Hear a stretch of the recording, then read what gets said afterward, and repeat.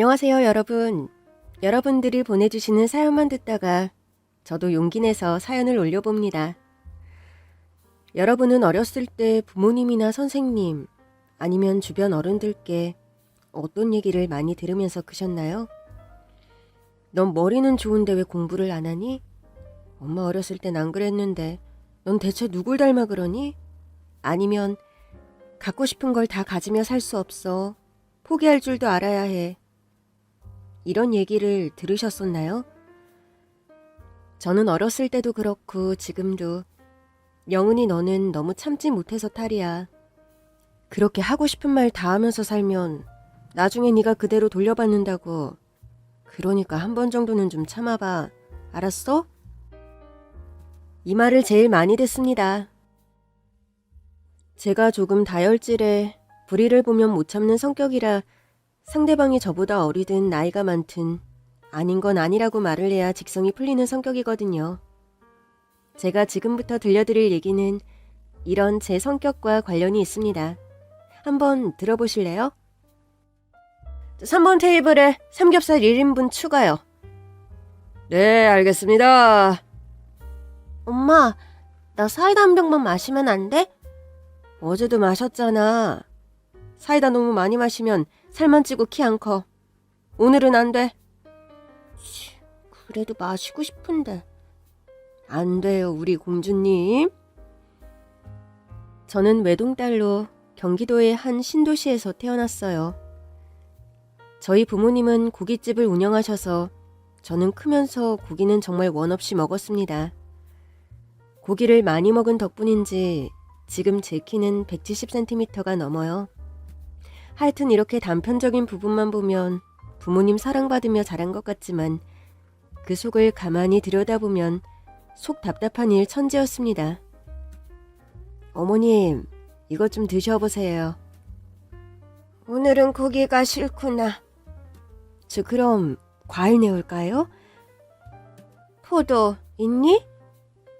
그럼 포도 씻어올게요. 잠시만 기다리세요. 저희 가족은 몸이 불편하신 할머니를 모시고 살았어요. 당뇨를 앓고 있는 것뿐만 아니라 지난 겨울 빙판길에 넘어지셔서 고관절을 다치셔서 거동까지 불편하셨죠. 움직이시려면 꼭 옆에서 사람이 도와드려야 화장실을 가실 수 있었죠. 그런데 왜 병원에 안 계시고 우리 집에서 우리 엄마가 할머니 병수발을 들고 있냐고요? 그건 다 작은아버지와 고모 때문이었습니다. 병원 사람들을 어떻게 믿어? 자식들 멀쩡하게 살아있는데 왜 병원에 모셔? 형네 집 넓은데 형이 모시면 되겠다. 원래 부모님은 장남이 모시는 거잖아. 안 그래? 맞아. 우리 집은 강아지도 2마리나 있고 나도 일 때문에 집을 오래 비우는데 큰오빠는 가게도 집 근처고 영은이도 있잖아. 영은이도 다 컸는데 영은이가 엄마 보살피면 되겠다. 저는 어처구니가 없어서 헛웃음이 나왔습니다. 고모가 저보고 다 컸다고 하니까 한마디만 할게요. 고모랑 작은아버지는 할머니 자식 아니에요? 대체 장남이 무조건 부모님 모셔야 한다는 건 어느 나라 법이에요? 그럼 할아버지 돌아가시고 재산 분할은 왜 똑같이 했어요? 그것도 장남이 더 가져가야 하는 거 아닌가? 영은아, 그만두지 못해? 엄마랑 아빠는 바보야? 그리고 작은아버지랑 고모 학비도 우리 아빠가 다 해줬으면 양심 있으면 이런 식으로 나오시면 안 되죠. 얘, 무슨 말을 그렇게 버릇없이 하니? 새언니는 내 교육을 어떻게 시키길래 이렇게 대들어? 우리 엄마 자식 교육 못 시킨 사람 만들지 말아요. 그렇게 따지면 고모가 이렇게 나오는 것도 다 우리 아빠 때문이에요? 다들 그만해. 너희들은 일이 많이 바쁘니 우리가 모시는 게 맞아. 대신 어머니께 매일 전화해서 안부 여쭙고 일주일에 한 번씩 찾아와서 어머니 잘 계시는지 보고 가. 아빠! 넌 가만히 있어! 이렇게 아빠는 장남이라는 이유로, 엄마는 장남과 결혼한 죄로 시어머니 수발을 들게 됐습니다. 할머니를 저희 집으로 모셔온 이후로 작은아버지와 작은어머니, 고모는 말로만 우리가 잘할게 하곤 할머니를 보러 오지도 연락도 안 했죠. 그리고 할아버지 제삿날이 돼서야 나타나곤 했습니다. 형님, 제가 일찍 와서 도와드렸어야 했는데 죄송해요. 당신이 일부러 그런 것도 아니고 바빠서 늦은 건데 뭐 어때? 그리고 당신은 음식 못하잖아. 아버지가 살아생전 형수님 음식 좋아하셨잖아. 그거 다 조미료 빨이지. MSG 넣으면 다 맛있어져. 그쵸, 형님? 그렇게 쉬운데 왜 작은 엄마는 안 하세요? MSG만 넣으면 완성되는 음식인데 손 하나 까딱 안 하시네요? 너 지금 뭐라고 했니? 아니, 조미료 하나면 다 된다고 하셨잖아요, 지금. 그럼 그렇게 쉬운 거 왜 안 하세요? 정말 궁금해 죽겠네. 이게 싸가지 없이 어디서 말대답이야? 그만해! 어른들은 꼭 할 말 없으면 나이 내세워서 버릇없다고 하더라. 솔직히 작은아빠랑 작은엄마 양심이 있는진 모르겠지만 할머니도 우리가 모셔. 제사도 우리가 지내. 이 정도면 와서 안 도와줄 거면 입 다물고 가만히 계셔야죠. 아니면 할머니 옷빨래라도 하던가요. 저도 이게 이상하다는 걸 안 순간부터 엄마랑 아빠가 아무리 가만히 있으라고 해도 참지 않았어요. 가족이라는 미명하에 완전 깡패짓 하는 거 아니냐고요. 엄마, 저 왔어요. 어머, 아유, 이게 무슨 냄새야. 오빠, 집에서도 고기 구워? 아이, 무슨 고기 냄새가 집에서도 진동을 내. 엄마 연기 맡으면 안 좋은데. 엄마, 괜찮아? 저는 고모의 저런 모습이 가증스러워서 인사도 안 했습니다. 언니, 영은이는 왜 저렇게 불어 터졌어요? 지네 엄마만 일한다고 저래. 아니, 우리가 뭐 한가한데 이러는 거야? 장남이니까 그러는 거 아니야. 그나저나 작은 오빠네 애들 이번에 필리핀으로 어학연수 보냈다며? 애들은 캐나다로 가고 싶었는데 에이, 어디 그게 쉬워. 아직 어려서 캐나다는 좀 더 크면 보내준다고 하고 일단 필리핀으로 보냈지. 나도 다음 달에 따라 들어가려고. 우리는 앵두랑 딸기 이번에 유치원 보냈거든. 가방 메고 유치원차 타는데 왜 그렇게 애틋한지. 원래 그런 거야. 언제 그만큼 컸나 싶지. 맞아. 어머, 큰언니, 이번엔 새우전 안 했어? 나 그거 너무 먹고 싶었는데. 참고로 고모가 말하는 앵두랑 딸기는 고모가 집에서 키우는 강아지예요. 웃기지도 않네 정말. 강아지들 유치원 가는 건 애틋하고 본인 엄마 건강이 점점 악화되는 건 아무렇지도 않나. 철이 없어도 저렇게 철이 없었습니다. 온 가족이. 바쁜 건 아는데 자주 찾아와. 어머니가 하루가 다르게 쇠약해져 가고 있어. 아니, 나도 그러고 싶은데 앵두랑 딸기만 집에 두고 오기 그래서. 그렇다고 데려올 수도 없잖아. 털 날리는데. 저는 귀를 의심했습니다. 지금 본인 개들 걱정돼서 엄마를 보러 못 온다는 얘기를 하고 있습니다. 이런 아나무인은 처음이었어요. 그냥 걔들 데리고 오세요. 털이야 치우면 되니까. 어머니 방치하는 것보다 훨씬 좋지 않아요? 나중에 할머니 돌아가시고 후회하지 마시고 다들 살아계실 때 잘하세요. 예, 너는 아까부터 무슨 말을 그렇게 하니? 제가 틀린 말 했나요? 안 그래요? 절해놓고 나중에 할머니 돌아가시고 나서 우리 부모님 보고 엄마를 제대로 못 모셔서 돌아가셨네 어쨌네 떠들 것 뻔해서 계속 얘기했습니다. 그리고 올 때 빈손으로 오지 말고 과일이라도 사서 오세요. 자식들이 엄마 과일 좋아하는 것도 몰라요? 걔들 유치원 보낼 돈은 있으면서 엄마 과일 사줄 돈이 없는 건 아니죠, 고모? 에휴, 무슨 엄마가 과일을 좋아하니? 모르면 그냥 가만히 있던지요. 1년에 한 번 있는 할아버지 제사도 제대로 안 챙기는 자식들이 할머니가 뭘 좋아하는지 알 리가 없죠. 엄마랑 아빠가 고깃집 장사로 힘들게 번 돈 본인들 대학 가고 결혼하는데 다 보태줬는데 고마워하지도 않고 아주 뻔뻔하기가 하늘을 찔렀습니다. 너 아무리 그래도 작은 아빠랑 고모한테 그렇게 말하면 못 써. 아빠는?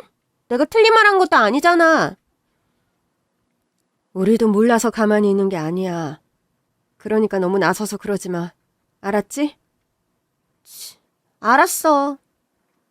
너까지 나서서 그럴 필요 없어. 그렇게 설거지도 안 하고 뒷정리까지 전부 우리 엄마한테 넘기고 도망가듯이 가버리고 2달 뒤 결국 할머니도 돌아가셨습니다. 엄마, 왜 벌써 가? 나랑 더 오래 살기로 했잖아. 모시지도 않았으면서 뭘 같이 살기를. 가만히 있어. 아니 왜 이렇게 작은 곳을 잡았어? 우리 올 손님 많은데. 작은 아빠랑 고모는 장례 비용 역시 장남인 우리 아빠가 다 내야 한다는 개소리를 아무렇지 않게 하고 저렇게 사람 속 뒤집어지는 말을 내뱉고 있었습니다. 전 역시나 참을 수 없었어요.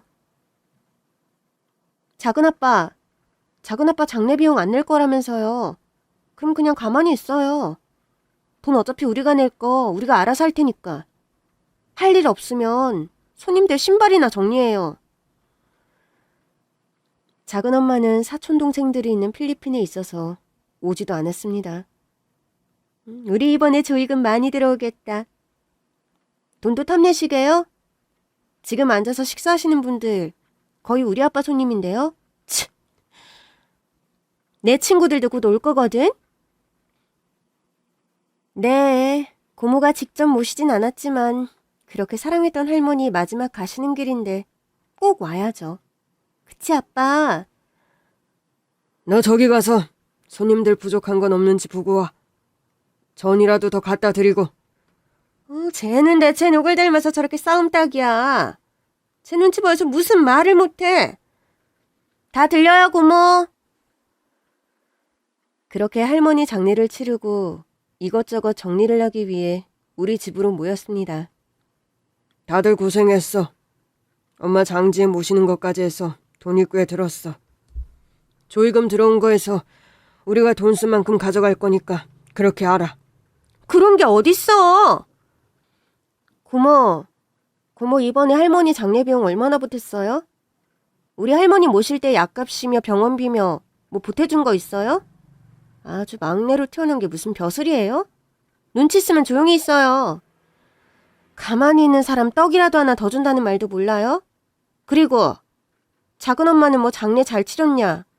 연락도 없네요. 무슨 비행기 타고 14시간 걸려서 올 수 있는 곳에 가 있는 것도 아니고 겨우 필리핀에 있으면서 이건 대체 무슨 경우예요?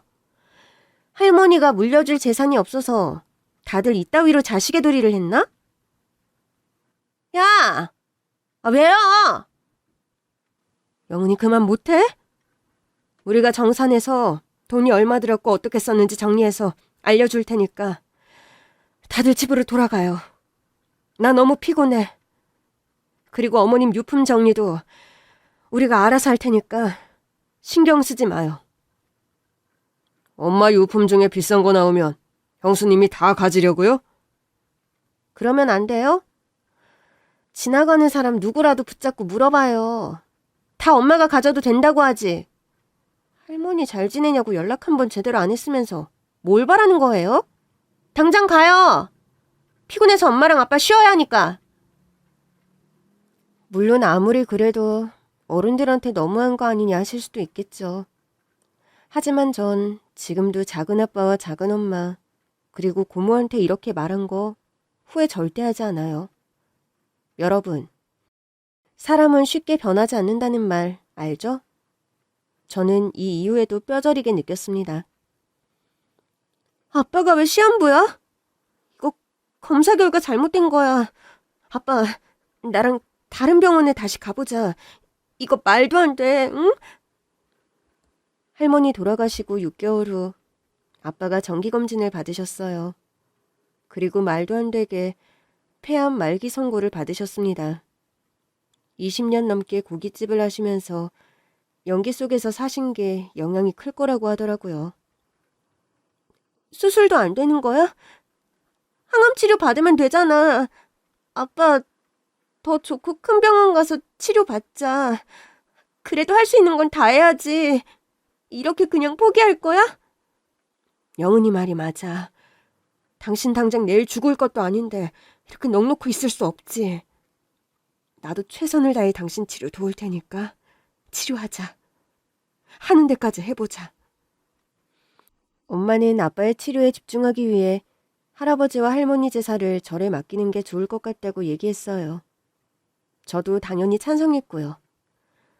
아빠가 아프다는 얘기와 제사를 이제 집에서 지내지 않겠다는 말을 하기 위해 집에 고모와 작은아빠를 불렀습니다. 큰오빠가 폐암이라고? 말도 안 돼. 형, 치료는 받고 있는 거지? 저는 이 사람 치료에만 신경 쓰고 싶어요. 지금 고깃집 운영도 거의 영은이가 하고 있어요. 그래서 어머님하고 아버님 제사를 절에 맡겼어요. 에? 에이, 그건 아니죠, 형수님. 맞아요. 제사는 정성인데 절에서 제대로 해줄지 어떻게 알고 맡겨요? 제사가 정성이면 두 분이 모시면 되겠네요. 제 말에 작은아빠와 고모는 아무 말 못하고 가만히 있더라고요. 아니, 그렇게 부모님 제사가 중요하면 꼭 우리 아빠랑 엄마가 아니라도 본인들이 하면 되잖아요. 작은아빠랑 고모가 모실 거 아니면 가만히 계세요. 아빠 아픈 것도 서러워 죽겠는데 여기에 더 짐 얹지 말고요. 제가 이렇게 말하면 말리던 엄마와 아빠도 이번만큼은 저를 말리지 않았습니다.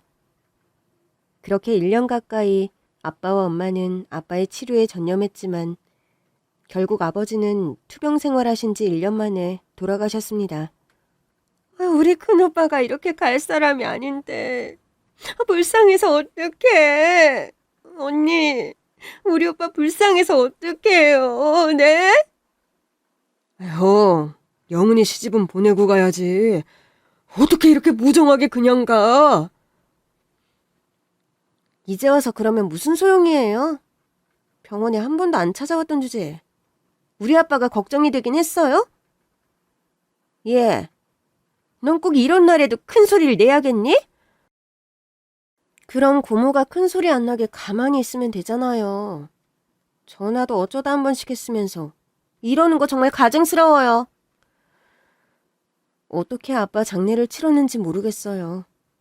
그 와중에 장례업체에선 외동딸인 저를 보고 아들 역할을 할 사람이 없냐는 개소리를 해서 이것도 정리하느라 힘을 너무 많이 썼습니다. 세상엔 도를 넘는 사람들이 왜 이렇게 많을까요? 형수님, 그런데 우리 엄마랑 아빠 제사는 이제 어쩌실 거예요? 응?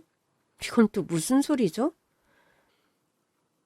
어차피 고깃집은 영은이가 운영하고 언니는 이제 그래도 좀 한가해졌잖아요. 절에서 다시 모시고 오면 어때요? 그딴 뻘소리 하려고 집까지 따라온 거예요?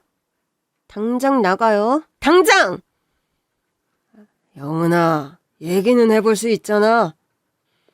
뚫린 입이라고 아무 말이라도 다 내뱉어도 되는 줄 알아요? 당장 가요! 엎친 데 덮친 격으로 엄마는 초기 치매라는 진단을 받았습니다. 저는 아빠처럼 엄마도 이럴 수 있다는 불안감에 엄마는 무조건 편안하게 집에서 쉬는 걸로, 그리고 아빠에게 물려받은 고깃집은 완전히 제가 운영하기 시작했습니다. 사실 부모님이 물려주신 고깃집은 굉장히 옛날 스타일이었어요. 그래서 저는 고깃집을 완전히 탈바꿈시켰습니다. 소스 종류가 5가지나 되네요. 5가지 소스 맛이 너무 다른데 또 고기와 정말 잘 어울려요. 고기 맛을 해치지 않으면서 조화로운데 저 어떻게 5가지 소스를 개발하신 건가요? 쌈장, 고추장, 기름장, 고추냉이, 멜젓. 다 이제 너무 흔한 소스잖아요. 저는 고기 본연의 맛도 중요하지만 고기와 궁합이 잘 맞는 소스도 중요하게 생각했어요. 고기의 맛을 더 끌어올리면서 느끼함은 잡아주고, 그리고 고기 부위별로 어울리는 소스가 다르거든요. 그래서 5가지 소스를 개발하게 됐습니다. 그리고 정말 색다르다고 생각한 것은 오마카세처럼 고기를 부위별로 조금씩 준다는 거예요. 저는 고기를 먹는 순서도 중요하게 생각해요. 또 한 부위를 너무 많이 먹어 다른 부위를 먹을 때 배가 불러 못 먹거나 질릴 수도 있겠다고 생각했죠. 그래서 코스 요리를 즐기듯이 고기도 먹으면 좋겠다는 생각에 이렇게 시스템을 바꾸게 됐습니다. SNS의 효과 정말 무섭더라고요. 저는 제가 고깃집을 운영하면서 그동안 아쉬웠던 점을 보완해 가게를 완전히 새롭게 탈바꿈했습니다. 그랬더니 젊은 연령층의 손님들이 많이 오면서 입소문을 타기 시작했죠. 평소에 생각했던 고깃집 이미지와 달라서 색다르고 좋아요. 일단 깔끔하고 고기도 신선하고 그리고 제일 중요한 맛! 정말 맛있어요. 연기 맡으며 직접 고기를 굽지 않아도 돼서 정말 좋아요. 고기 먹고 대중교통 타면 온 동네에 나 고기 먹었다고 본의 아니게 알리게 되잖아요. 그러지 않아서 좋아요. 덕분에 이렇게 텔레비전에도 출연하고 체인점 문의가 오기 시작했습니다. 엄마, 우리 다음 달에 제주도 갈까? 엄마 저번부터 바다 보고 싶다고 했잖아. 그래, 좋아. 오랜만에 딸이랑 비행기 타고 여행 가면 엄마도 좋지. 엄마는 초기 치매 진단을 받고 바로 약물 치료를 시작했어요. 발견하자마자 약물 치료를 하면 그래도 중증 치매로 넘어가는 걸 막을 수 있다고 하더라고요. 처음 엄마의 증상을 보고 저는 건망증이라고 생각했어요. 엄마, 가스불 안 껐어? 어머, 아유, 내 정신 좀 봐. 냄비 다 탔겠다.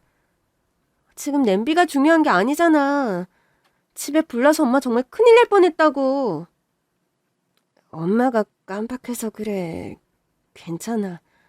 아유, 우리 딸 주려고 감자 삶고 있었는데 감자도 다 탔네. 미안해. 엄마는 뭐가 미안해. 큰일 안 났으면 됐지. 이때는 그냥 가스 잠금 장치를 바꾸는 걸로 마무리했어요. 그런데 엄마가 만드는 음식들이 점점 맛이 없어지기 시작했습니다.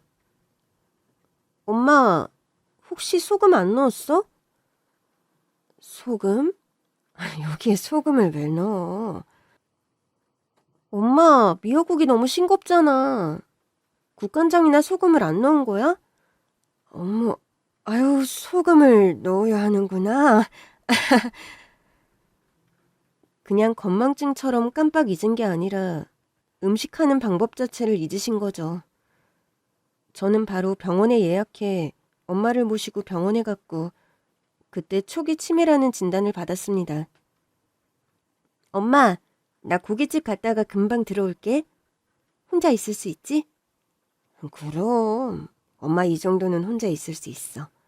가만히 있을 테니까 걱정하지 말고 다녀와. 엄마, 내가 정말 사랑하는 거 알지? 그럼 엄마도 우리 딸 사랑해? 엄마는 처음에 치매 진단을 받으셨을 때 너무 당황하시고 슬퍼하셨어요. 선생님, 그럼 제가 이제 곧 우리 딸도 못 알아본다는 말씀이세요? 네? 그런 거예요? 환자께서는 아직 초기이기 때문에 그렇게 걱정할 단계는 아직 아닙니다. 지금 바로 약물 치료하시면 중증 치매로 넘어가는 걸 막을 수 있어요. 걱정부터 하지 마세요. 꾸준히 저와 함께 치료하시면 괜찮으실 겁니다. 그리고 환자분은 혈관성 치매라 충분히 약물 치료 받으시면 괜찮아지실 수 있어요. 다행히 엄마는 알츠하이머가 아닌 혈관성 치매였고 혈관성 치매는 재발 확률이 높지만 그래도 약물 치료를 꾸준히 하면 괜찮아진다는 얘기를 들었어요. 듣던 중 다행인 소식이었죠. 그리고 좋은 소식은 앞에서도 잠깐 얘기했지만 우리 가게가 텔레비전에 출연하고 나서 더 많은 손님과 더불어 가맹점 문의가 정말 많이 온다는 것이었습니다. 이 지역은 너무 배드타운 아니야? 다 출근을 서울로 해서 저녁에 동네에서 식사하는 사람들보다 서울에서 먹고 들어오는 사람이 많을 것 같은데. 그리고 점심엔 장사가 안 된다고 봐도 무방할 것 같은데요? 그렇지만 근처에 초등학교가 많은 곳으로 봤을 때 아이를 돌보는 사람들이 많을 것 같아요. 아이의 학교가 마칠 때까지 기다리며 차도 마시고 점심도 같이 먹는 사람들이 있어. 점심 장사는 괜찮을 것 같습니다. 다음 주 중으로 함께 답사 가서 봅시다. 가서 보는 게 제일 정확하겠죠. 그리고 소스 맛을 우리 본점과 똑같은 맛을 낼 수 있도록 생산해야 하는데 이건 어떻게 되어가고 있습니까? 지금 연구팀과 계속 얘기 중이에요. 설비 시설은 거의 다 갖춰졌고 들어가는 재료 비율을 마지막으로 조절 중입니다. 미팅 날짜 잡아주세요. 직접 확인하는 게 좋을 것 같아요. 네, 알겠습니다. 처음 제가 운영하는 본점 근처에 2호점을 시작으로 20호점까지 순식간에 생겨났죠. 혹시라도 명성에 흠이 갈까 가맹점은 맛이 없다, 맛이 다르다는 얘기가 나올까봐 정말 많이 신경 썼어요. 직접 찾아가서 장사가 잘 되고 있는지 일일이 확인하고 서비스까지 확인해야 마음이 편했습니다. 점점 체계를 갖추면서 직원도 늘어나고 제가 책임져야 할 사람들이 늘었죠. 다행히 가맹점 역시 순탄하게 수익을 올리고 있었습니다. 하지만 이렇게 좋은 일들만 있었던 건 아니었어요. 네, 대충 예상 가시죠? 바로 그 문제의 가족들. 이젠 가족이라고 부르기도 싫은 그 사람들이었습니다. 또 무슨 말을 하려고 집으로 찾아오겠대? 엄마 집으로 사람 오는 거 괜찮아? 엄마 걱정은 하지 마. 괜찮아. 와서 뭐 오래 있다 가겠어? 할 말만 하고 가겠지. 네, 사실 집으로 오든 말든 상관할 바는 아니지만 그들 입에서 나올 얘기가 늘 문제였던 거죠. 아빠 돌아가시고 8개월 만에 작은아빠와 작은엄마를 만났습니다. 형수님, 몸 편찮으시다더니 괜찮으세요? 네, 괜찮아요. 형님, 이거 형님 생각해서 샀어요. 꼭 챙겨 드세요. 고맙네. 그런데 무슨 일로 찾아오신 거예요? 꼭 무슨 일이 있어야 찾아오니? 형수님 아프다는 얘기 듣고도 못 찾아와서 죄송해서 왔지. 그렇지 여보? 그래, 영은이 너는 꼭 섭섭하게 그렇게 말하더라. 두 분 다 전적이 화려하시잖아요. 이제 필리핀 안 들어가세요? 아, 필리핀?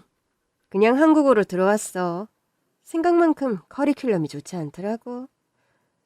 참 형수님, 얼마 전에 아버지 제사였는데 절에 다녀오셨어요? 보다시피 내가 건강이 좋질 못해서 그냥 절에 전화만 했어요. 왜요?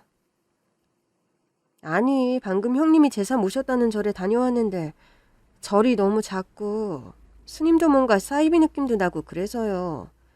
이렇게 돈만 주고 아버님 어머님 제사를 맡겨도 되나 걱정이 되더라고요. 제 친정엄마도 그 절에 제사를 맡겼는데 절이 작다고 해서 결코 제사를 대충 지내지 않아요. 걱정 말아요, 두 사람 다. 저는 제사 얘기를 꺼내자마자 느낌이 쎄했습니다. 그런데 두 분은 어쩐 일로 절에다 다녀오셨어요? 우리 부모님 모신 곳인데 당연히 가봐야지. 빨리도 다녀오셨네요. 제사 맡긴 지가 언젠데. 그러고 보니 두 분은 할머니 49제 때도 안 오시고 우리 아빠 49제 때도 안 오셨네요. 나타나지도 않으셔서 제사는 아예 잊고 사시는 줄 알았어요. 넌 무슨 말을 그렇게 하니?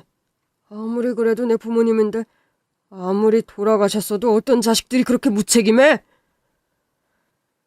그 어떤 자식들이 본인 얘기인 건 모르나 봅니다. 절이 마음에 안 드세요? 그럼 뭐 두 분 다니시는 절이 있어요? 거기에 맡길까요? 아니, 나는 영 마음에 걸려서. 뭐가 마음에 걸리시는데요? 아니 자식들도 며느리도 이렇게 멀쩡하게 있는데 다른 사람이 제사를 지내는 건 아닌 것 같아서 말이지. 그래서 말인데요, 형님. 형님이 다시 어머님이랑 아버님 모시면 안 될까요? 지금 뭐라고 하셨어요? 영은아, 너도 생각해봐라. 너는 네 아빠 그렇게 제사 절에서 지내는 거 불안하지도 않아? 우리가 아무리 돈을 보내서 좋은 것들만 상에 올려달라고 해도 우리 눈에 안 보이는 곳에서 무슨 짓을 할지 어떻게 알아? 먹다 남은 걸 올릴지 돈은 빼돌리고 싸구려들만 사와서 제사상에 올릴지 우리가 확인할 수가 없잖아. 그렇다고 매번 제사 때마다 찾아갈 수도 없는 노릇이고. 그렇게 걱정되면 시간을 만들어서라도 제삿날 찾아가시면 되잖아요. 그게 그렇게 걱정이면 작은아빠가 두 눈으로 직접 확인하시면 되잖아요. 지금 겨우 그딴 핑계를 대면서 우리 엄마 보고 다시 제사를 지내라는 말씀이세요? 네? 아니 형님 어차피 매일 집에만 계시고 고깃집 운영은 영은이 네가 다 하잖아. 그리고 지금까지 제사 때마다 내가 형님께 제사 비용 넉넉하게 드렸는데 다시 드리면 되잖니. 안 그래요 형님? 지금 한 얘기는 못 들은 걸로 할게 동서. 나도 지금 내 몸 하나 건사하기 힘들어. 그러니까 절에 제사 지내는 게 싫으면 서방님하고 동서가 동서네 집으로 모셔가서 지내. 아니면 다른 절을 알아보든지. 나는 내가 지내는 것만 빼면 모두 찬성이니까. 우리 엄마가 무슨 제사만 지내려고 이 집안에 시집 온 줄 아세요? 그렇게 애틋하면 작은엄마랑 작은아빠가 지내시라고요. 다들 멍청이세요? 왜 이렇게 말귀를 못 알아듣지? 엄마 쉬셔야 하니까 가세요. 다시는 제사 문제 가지고 얘기 꺼내지도 마세요. 더 얘기할 것 같았던 작은아빠와 작은엄마는 뭐라 꿍얼거리더니 쉬라며 집으로 돌아갔습니다. 제사 문제는 그날 그렇게 마무리될 줄 알았어요. 그런데 이 인간들이 제가 집을 비운 틈을 타 또 엄마를 찾아와 제사 지내라고 종용했다는 겁니다. 열이 있는 대로 오른 저는 바로 작은아빠한테 전화를 걸었습니다. 작은아빠, 제정신이세요? 왜 자꾸 우리 엄마한테 제사를 강요하는 거예요? 아니 형이 돌아가셨다고 해서 내가 장남이 되냐? 장남은 죽어서도 장남이고 장남 며느리는 남편이 죽어서도 장남 며느리야. 다른 집에 물어봐라. 장남이 당연히 책임지고 해야지. 이게 아주 우냐우냐니까 겁도 없이 까불어. 어디서 어른인 척하는 거야? 이보세요. 할머니, 할아버지 자식은 당신이에요. 여태까지 우리 엄마가 남의 부모 제사 신경 써줬으면 그것만으로도 감사해야지. 할머니 뱃속에서 태어난 건 우리 엄마가 아니라 당신이랑 당신 여동생이라고. 그리고 작은아빠 누구 덕분에 지금 작은엄마랑 결혼한 거예요? 그렇게 돈 밝히고 돈 좋아하는 작은엄마가 작은아빠처럼 비전도 없고 가진 것도 아무것도 없는 사람이랑 결혼하겠다고 한 거. 그거 다 우리 아빠 돈 해줘서 그런 거잖아요. 대학 보내줘, 결혼시켜줘. 이 정도 해줬으면 다른 사람 같으면 명절뿐 아니라 시도 때도 없이 연락해서 형님 잘 계시냐고 안부 묻고 할 거라고요. 그런데 연락은 고사하고 우리 아빠 아플 때 뭐 병문안이라도 온 적 있어요? 아니 그거는 내가 뭐 일부러 그랬니? 나도 바쁘니까 어쩔 수 없이 그런 거잖아. 형도 가만히 있었는데 왜 네가 난리야? 그리고 제사 지내는 거 싫었으면 형수님도 장남하고 결혼하지 말았어야지. 장남 며느리로 들어와서 해야 할 일 하라고 한 게 뭐가 그렇게 잘못됐어? 지금 제정신으로 하는 말씀이세요? 약을 드셨나? 진짜 미치셨어요? 뭐? 제사가 싫으면 장남하고 결혼하지 말았어야 한다고요? 그래! 진짜 미친 인간이네 이거. 뭐가 어쩌고 어째? 미친 인간이라고? 너 지금 어른한테 그게 무슨 말버릇이야? 어른 같은 소리하고 자빠졌네. 한 번만 말할 테니까 똑똑히 들어요. 부모 제사도 한 번도 안 모셔본 주제에 이래라 저래라 깝죽거리지 마세요. 그리고 제사는 무조건 장남이 지내야 한다고 했는데 그럼 당신은 할머니 할아버지 자식 아니세요? 부모도 없는 자식이라 이렇게 버릇없이 커서 나이 먹고도 추하게 이런 짓을 하나? 그리고 일부러 나 없는 시간에 우리 엄마 찾아간 거 내가 모를 줄 알았어요? 나 없을 때 엄마 찾아가서 설득하면 우리 엄마가 다시 제사 지낼 줄 알았냐고요. 무슨 자신감이지 대체? 진짜 진절머리 나니까 같은 말 반복하게 하지 마세요. 장남이든 차남이든 딸이든 똑같은 자식이에요. 재산 분할할 때만 자식이 아니라고요. 할아버지가 얼마 안 되는 땅은 나눠 갖고 싶었으면서 재산은 싫고. 아이고, 우리 할아버지도 불쌍하시지. 이런 걸 자식이라고 먹고 살라고 땅도 주시고. 야, 너 어디야? 너 내가 가만 안 둬? 가만 안 두면 어쩔 건데요? 저 지금 고깃집이에요. 직접 와서 하고 싶은 말 있으면 와서 하시던가요.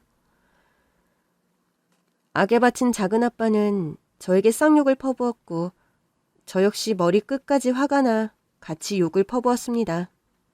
눈에는 눈, 이에는 이, 욕에는 쌍욕이죠. 함부로 욕 짓거리지 마. 나 이 집안의 장손의 딸이고 엄마까지 돌아가시면 이 집안 살림 다 내가 해. 그나마 정이 있어서 지금 할머니 할아버지 절에 제사 맡긴 거야. 나야 이 집안 피가 반 섞였지만 우리 엄마는 이 집안 피 물려받은 거 전혀 없어. 우리 엄마는 자신의 엄마만 신경 쓰면 되는 거야. 결혼? 그게 뭐 어쨌다고. 당신이 해야 할 일 우리 엄마가 몇 년 동안 했으면 고마운 줄 알고 알아서 기어야지. 어디서 감히 욕질이야? 법원에 재산 분할 관련 소송 걸면 지금 그나마 갖고 있는 것도 다 우리 줘야 할걸? 당신이랑 당신 여동생은 할머니 할아버지 모시는데 전혀 관여하지 않았잖아. 장남인 우리 아빠가 다 해야 한다고 하면서 다 아빠랑 엄마한테 미루고 와서 기분만 내고 갔잖아. 그리고 어떤 며느리가 시어머니가 돌아가셨는데 나타나지도 않아? 그래서 뭐 당신 자식들 영어 천재 되셨나? 꼴 보니까 영어 조기교육 쫄딱 망해서 들어온 것 같던데. 천벌받기 싫으면 진짜 적당히 하세요. 고소장 받고 싶지 않으면요. 어디 뻔뻔하고 당당하게 제사를 요구해? 한 번만 더 연락하면 그땐 법원에서 만날 줄 알아요. 변호사 비용 낼 돈 있으면 어디 덤벼보시던가요.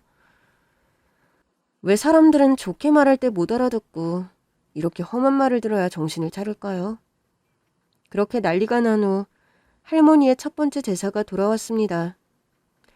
첫 번째 제사라 제삿날에 맞춰 엄마랑 저를 찾았죠. 역시나 작은 아빠와 작은 엄마, 고모는 오지 않았습니다. 본인 엄마 제사 날짜나 제대로 알고 있는지 이렇게 성의조차 없으면서 뭐가 그렇게 당당했는지 모르겠습니다. 비록 할머니와 할아버지의 제사를 모신 절이 규모는 작았지만 아주 꼼꼼하게 잘해주시더라고요.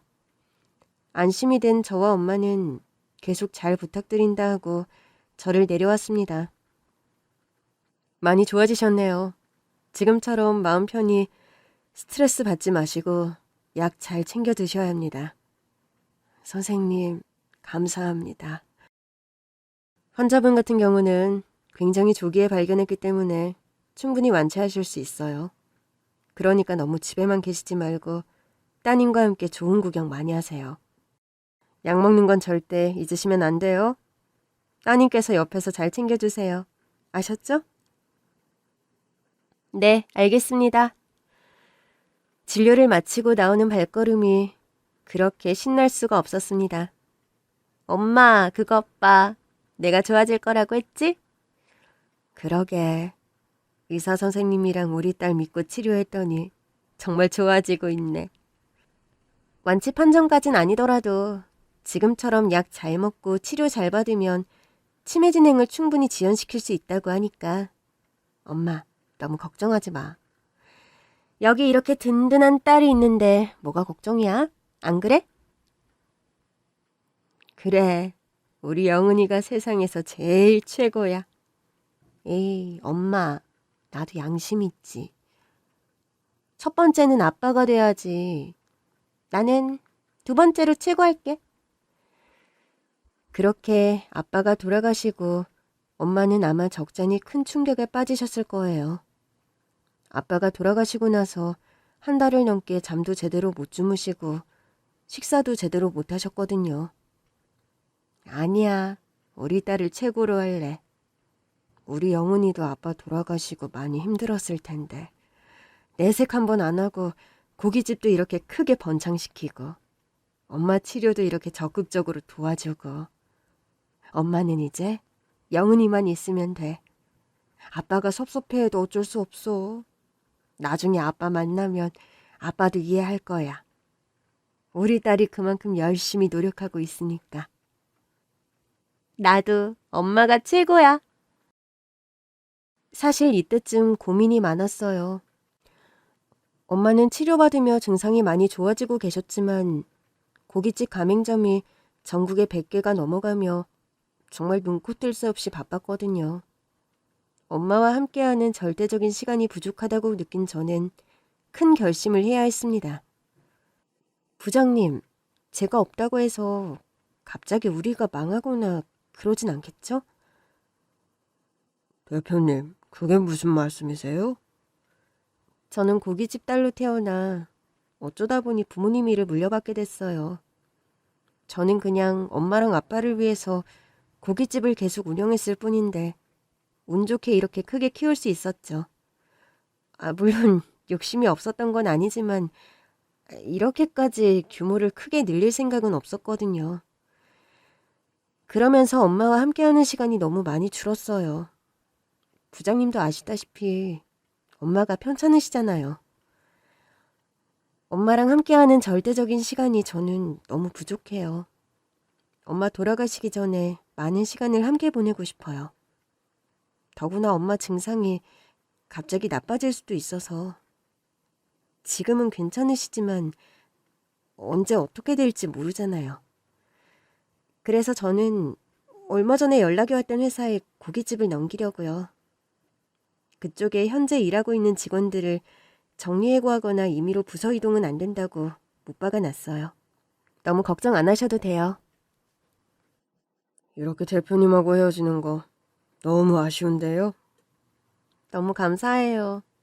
부장님 덕분에 저도 지금까지 잘 운영할 수 있었어요. 그렇게 저는 가맹점을 포함해 고깃집을 팔았고 그 덕분에 저는 큰 돈을 손에 쥘 수 있었습니다. 엄마, 고깃집 판 거 아쉬워? 아니야. 엄마 속이 후련해. 사실 진작에 그만두고 싶었는데 할아버지 모셔, 할머니 모셔, 제사에 좀 일이 많았니?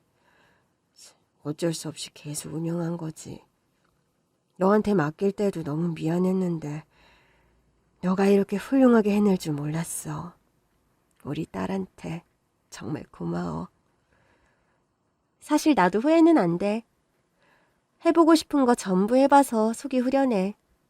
그래도 나 우리 고깃집 안 망하게 하려고 정말 많이 노력했다. 잘했어. 우리 딸 정말 기특해. 저는 고깃집을 팔고 받은 돈으로 강원도에 작은 집을 샀어요. 그래서 엄마가 가고 싶을 때마다 그곳에서 며칠씩 지내고 경기도 집으로 돌아오곤 했습니다. 그날도 엄마와 여행 갔다 집으로 돌아오는 길이었어요. 집 앞에 익숙한 듯 익숙하지 않은 인형이 보였습니다. 왼수가 따로 없죠.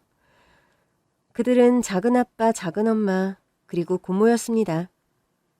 어머, 영은이랑 형님 어디 갔다 오나 보네요. 저는 대꾸할 가치도 못 느껴 그냥 가만히 있었습니다. 다들 오랜만이네. 어쩐 일로 찾아왔어? 잠깐 들어가서 차 한잔하고 가. 언니, 아픈 건 괜찮아요? 나 얘기 듣고 정말 깜짝 놀랐어요. 괜찮아요. 그렇게 걱정됐으면 진작에 연락하지 그러셨어요. 고모는 꼭 뒷북 치더라. 아니 언니도 그렇고 큰오빠도 그렇고 성격이 온화한데 얜 대체 누굴 닮아서 이렇게 싸움꾼이야?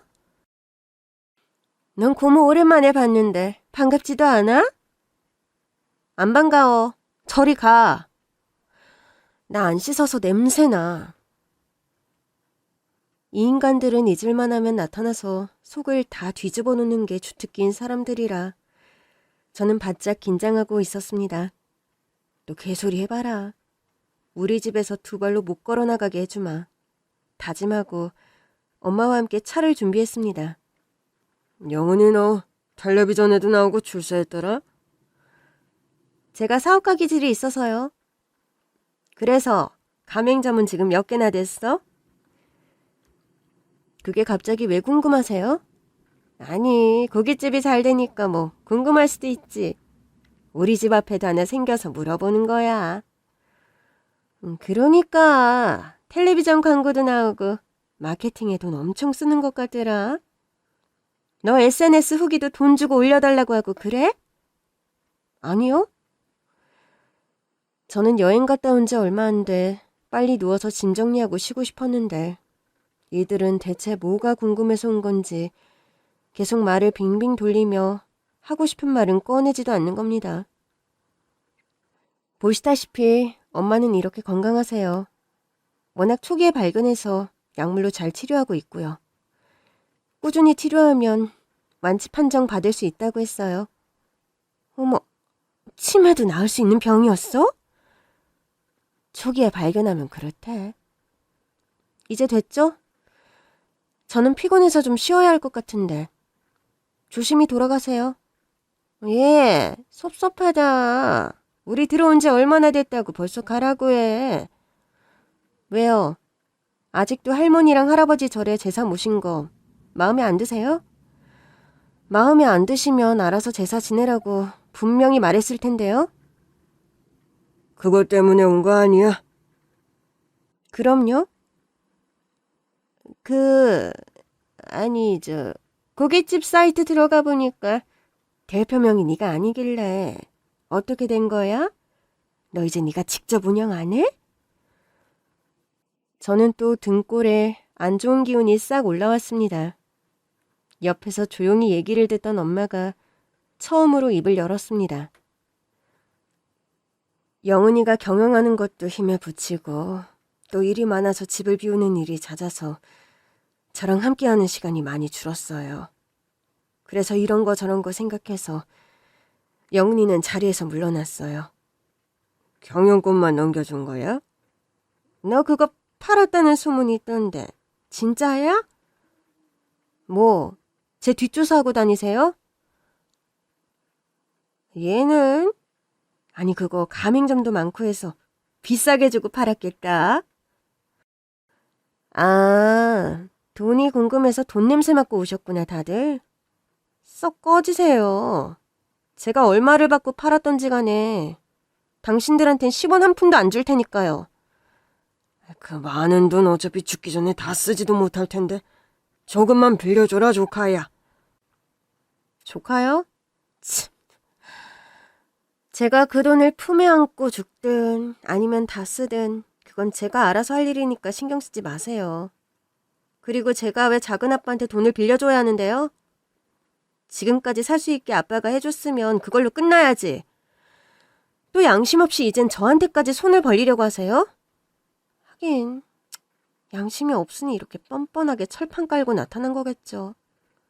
예, 우리가 뭐 몇 억씩 빌려달라는 것도 아니고 겨우 5천만 원인데 그것도 힘드니?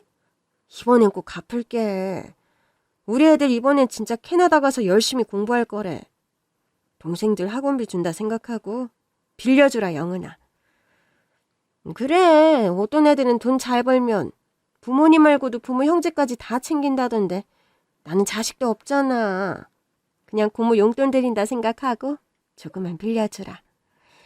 영은아, 고모가 이자까지 쳐서 갚을게. 그래, 우리가 뭐 그냥 달라는 것도 아니고 빌려달라고 하잖아. 우리 형이 우리 도와준 거 당연히 고맙게 생각하고 있어. 그것까지 다 해서 갚을 거니까 너무 걱정하지 말고. 어디서 단체로 뭐 잘못 먹고 오셨어요? 저한테 돈 맡겨놓으셨어요? 요즘 은행도 이렇게 쉽게 대출 안 해줘요. 제가 어떻게 해서 번 돈인데 그렇게 쉽게 말씀하세요? 말이면 다 되는 줄 아세요? 뭐가 그렇게 매번 당당해서 아무렇지도 않게 요구해요. 그때였어요. 언니! 이게 뭐하는 짓이야? 왜 그러는 거야? 그만해요! 당장 집에서 나가. 어디서 이런 커런뱅이들이 키어들어와서 돈을 구걸해? 우리가 그렇게 쉬워 보여? 어? 엄마가 부엌에서 굵은 소금을 가져와 세 사람한테 뿌리기 시작했습니다. 아우 따가워. 아우 형님. 아니 돈도 그렇게 많으면서 좀 빌려주면 어디가 덧나요?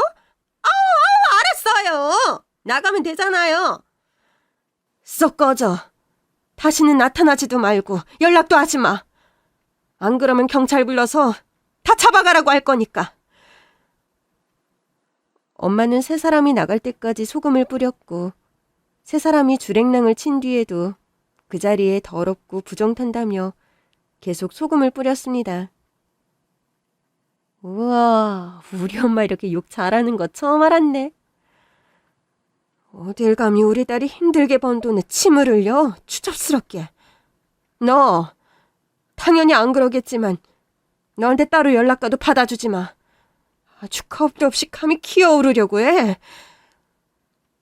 그렇게 세 사람은 엄마한테 욕과 소금 세례를 받고 지금까지도 연락이 없습니다. 저는 너무 속이 후련해요. 항상 저에게 어른들한테 그러면 안 된다고 저에게 뭐라고 했던 엄마도 사실 너무 화가 났던 거죠. 마지막에 제가 아니라 엄마가 호통치셔서 더 임팩트가 컸던 것 같아요. 엄마는 지금도 병원에서 치료받고 계세요. 다행히도 조금씩 좋아지고 계셔서 얼마나 다행인지 몰라요. 사람의 탈을 쓰고 태어나 저렇게 싸가지 없고 버릇없고 무례하게 저희 엄마와 아빠한테 이것저것 요구했던 사람들. 어디서 뭐하고 사는진 모르겠지만 지금까지 그렇게 산 거 다 돌려받고 있으리라 믿습니다. 저의 썰 속이 시원하셨나요? 답답한 마음에 조금이라도 숨 쉴 구멍을 만들어드렸길 바라면서 저는 이만 가보겠습니다. 모두 안녕히 계세요.